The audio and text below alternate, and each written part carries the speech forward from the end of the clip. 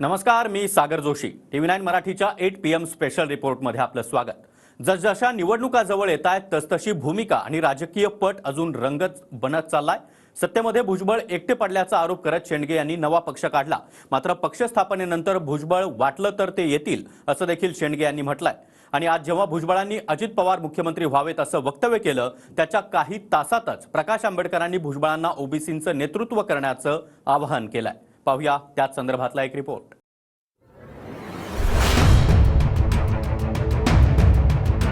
आधी प्रकाश आंबेडकरांनी आमच्यासोबत यावं म्हणून भुजबळांनी आवाहन केलं. त्यावर ओबीसी नेत्यांनी आमच्या नादी लागू नये असं उत्तर आंबेडकरांनी दिलं. नंतर प्रकाश शेंडगे यांनी वंचितला पुन्हा एकत्रित मंचावर येण्याचं आवाहन केलं. त्यावर भुजबळ आणि शेंडगे हे मंडलच्या नव्हे तर कमंडलच्या बाजूने होते असं उत्तर प्रकाश आंबेडकरांनी दिलं. मात्र त्याच्या 10च दिवसात स्वतः आंबेडकरच ओबीसींच्या मंचावर गेले. त्यानंतर प्रकाश शेंडगेंनी एका सभेत वंचितच्या विचाराचा माणूस निवडून आणू म्हणून सांगितलं. त्यानंतर महादेव जानकरांनी भुजबळांना स्वतःचा पक्ष काढण्याचं आवाहन केलं. मात्र नवा पक्ष काढला प्रकाश शेंडगेंनी. यावर आमचा फोकस सध्या ओबीसी आहे असं म्हणत शेंडगेंच्या नव्या पक्षावर भुजबळांनी प्रतिक्रिया दिली. शेंडगे म्हणाले की भुजबळांना सत्तेत न्याय मिळाला नाही तर ते आमच्या पक्षासोबत येतील. यानंतर पुण्यामध्ये भुजबळांनी अजित पवार मुख्यमंत्री व्हावेत म्हणून आवाहन केलं. आणि यावर भुजबळांचा तीव्र विरोध करणाऱ्या आंबेडकरांनी तात्काळ भुजबळांनी ओबीसींचं नेतृत्व स्वीकारलं तर वंचितचा पाठिंबा असेल असं म्हणून जाहीर केलं. सत्ताधारी असोत वा विरोधक, सत्ताधाऱ्यांच्या बाजूचे असोत किंवा मग विरोधकांचे समर्थक, हल्ली नेत्यांच्या भूमिका या दिवस उजाळल्यागत तयार होत आहे आणि दिवस मावला की गायबही होऊन जात आहे. नेमकं कोण कोणासोबत आहे आणि कोण विरोधात आहे याचा थांगपत्ताच लागणार नाही अशी सध्याची राजकीय स्थिती आहे. साधारण 1.5 महिन्यांपूर्वी भुजबळ प्रकाश आंबेडकरांना आवाहन करत होते. त्या प्रत्येक आवाहनाला वंचितकडून तिखट शब्दांमध्ये उत्तर मिळत होते. आमचे प्रकाशभाई आंबेडकर त्यांना सुद्धा माझी विनंती आहे, त्यांनी सुद्धा आम्हाला सहकार्य करायला पाहिजे. ओबीसीचे जे काही नेते आहेत सध्या, कृपा करून माझ्या नादी लागू. आम्हाला सांगा ना, आम्ही कुठे चुकलो, राज्यात काय चाललं ते आम्हाला सांगा. का तो इतिहास जर काढला तर तुम्ही मंडल बरोबर नव्हता तर तुम्ही का मंडल बरोबर, मग ते शेंडगे असतील किंवा भुजबळ असतील. आम्ही तुमच्याकडून सहकार्याची अपेक्षा करतो आहोत. आणि आता असताना वाचवता येत नाही म्हणून असताना भेडवण्याची भाषा चालते. मी तर अजूनपर्यंत काय बोललो नाही त्यांना. एक शब्द सुद्धा मी त्यांच्याशी बोललो नाही. फक्त आपण जातीने ओबीसी आहोत, माळी आहोत आणि माळी जात ही ओबीसी मध्ये आहे म्हणून मला बोलण्याचा अधिकार जो आहे ते जातीला मिळत असताना होतात कुठे तुम्ही.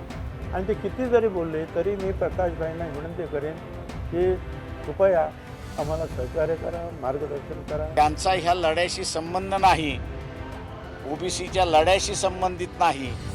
त्या सगळ्यांनी असताना हा लढा आपल्या ताब्यात घेऊन या दंगली कशा वाढतील अशाच स्वरूपाचं वक्तव्य त्या छगन भुजबळ 2 वर्ष बेसन भाकर खाऊन आला तुरुंगात. होय, खाऊन आलो मी. छगन भुजबळ दिवाळीत सुद्धा बेसन भाकर, ठेचा आणि कांदा फोडून खातो. पण स्वकष्टाचं खातो. तुझ्यासारखं सासऱ्याच्या घरी तुकडे मोडत नाही. हाच उलटा प्रश्न जर छगन भुजबळला विचारला, भायखळ्याच्या भाजी मार्केटमध्ये एक साध्या दुकानावरती बसलेला माणूस आज असताना 5-6 हजार कोटीचा मालक होतो. आता हे जर प्रश्न जर छगन भुजबळांना विचारायला लागले तर त्यांना कसं वाटतं. आता परिस्थिती नेमकी उलट आहे. प्रकाश आंबेडकर ओबीसींच्या मंचावरून भुजबळांना आवाहन करताय. आपलं जे स्वप्न आहे अजित दादांना मुख्यमंत्री बनवायचं आहे, ते स्वप्न पूर्ण करण्यासाठी अल्पसंख्याक असतील, भटके विमुक्त असतील, दलित असतील, आदिवासी असतील, ओबीसी असतील, या सगळ्यांची शक्ती आपल्याला बरोबर घ्यावी लागेल. छगन भुजबळ यांना आमचा सल्ला आहे की आपण या ओबीसी संघटनेचं नेतृत्व करावं. पक्ष म्हणून वंचित बहुजन आघाडी आम्ही सामाजिक राजकीय त्यांना पूर्ण मदत करायला तयार आहोत. तिकडे भुजबळांना नव्या पक्षाचं आवाहन केलं होतं जानकरांनी. प्रत्यक्षात नवा पक्ष काढला तो शेंडगेंनी. यावर भुजबळ म्हणाले की सत्तेतल्या ओबीसी नेत्यांना सोबत घेऊन तोडगा काढण्यावर माझा फोकस आहे. बाकी इतरांना लोकशाहीमध्ये पक्ष काढण्याचं स्वातंत्र्य आहे. माझी आपल्याला विनंती आहे की जोपर्यंत ओबीसीचा स्वतःचा पक्ष होत नाही तोपर्यंत आपल्या ह्याला अर्थ राहणार नाही. काँग्रेसचा किंवा बीजेपीचा ओबीसीचा माणूस येईल आणि तुम्हाला लुटून नेईल. भुजबळ साहेब, माझी तुम्हाला विनंती आहे, पक्ष काढा फुले मताचा आणि स्वतःच्या पक्षात उभा राहा. पक्षाचे दुसऱ्या पक्षाचे आमदार खासदार येतील आणि तुम्हाला म्हणते ह्याला मतदान द्या, त्याला ओबीसी म्हणू नका, एवढीच विनंती करतो. भुजबळ साहेब एका मोठ्या पक्षाचे नेते आहेत. त्यांनी ताबडतोब त्यातून बाहेर पडावं किंवा त्यांनी मंत्री राजीनामा द्यावा अशी मुळीच आमची कुणाची इच्छा नाही आहे.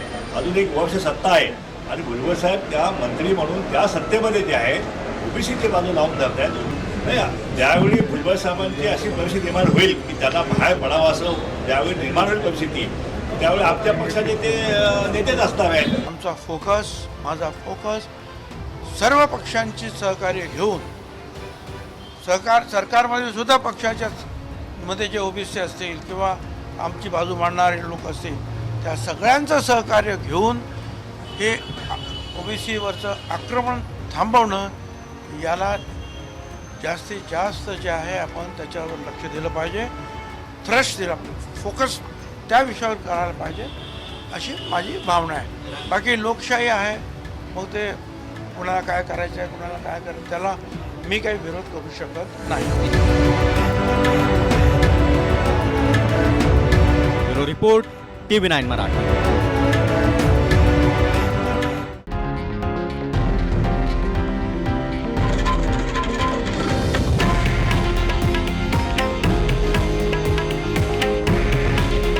हे आहे देशातील नंबर 1 न्यूज नेटवर्क आणि आपण पाहत आहात TV9 मराठी.